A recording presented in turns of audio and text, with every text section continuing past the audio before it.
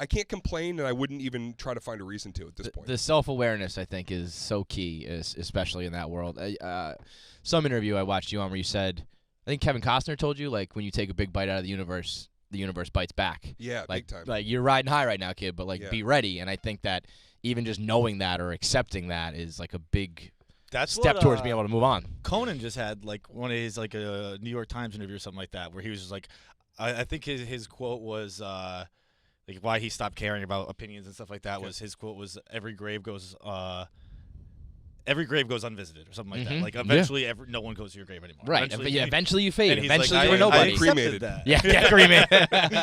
Yeah, I mean, the awareness, though, I know, not going to rehash something you've talked about a million times, but you going on that show with Louis to handle that the way you did is, like, the only way to do that. Like, the fact that you sat down, you did his script, you did it in a way that I thought you both kind of looked good, but obviously you had to take some lumps there.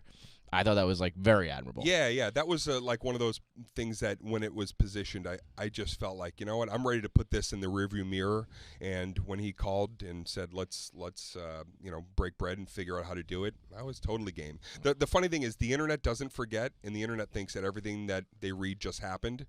Little do they know, it's like I'm having spa days with people that you think that I was fighting with, 8 years ago. Really? So it's all flotsam jetsam, man. You know, anybody who's believing most of that stuff without hearing it from the source, you almost kind of feel bad for them a little bit. Well, yeah, I mean, that would piss me off if I were you, because even it doesn't though. Here's why: because comics fight all the time. Yeah, it's very catty. What happened with Louis and I was like literally something that happens almost every night at a club between two comics. Right. It's territorial pissings, and it's parallel thinking. A lot of people do have similar concepts, ideas. So everyone's hashing out at some point. Dude, I do a bit about blah blah blah, bottled water, and I just heard your line about it, and then you have to figure out on shows. Oh, I'm doing my bottled water bit tonight. That means that you can't because I'm on before.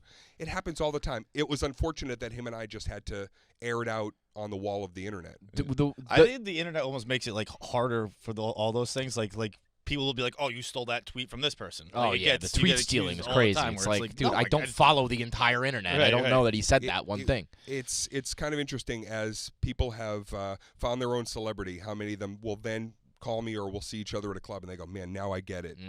I was one of the people too looking at you going like, wow, man, that sucks. How did he get this? And people understand that success, here's what success gives you, right? When you reach that high tier, it opens you up to all the people that hate you.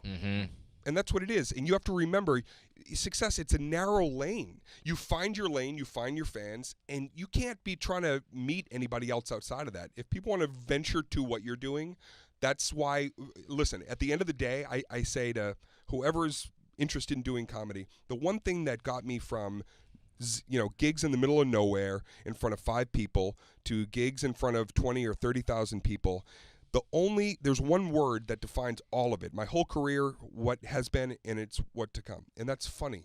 If I wasn't funny, we wouldn't be sitting here. Nobody would be showing, or certainly they wouldn't come back.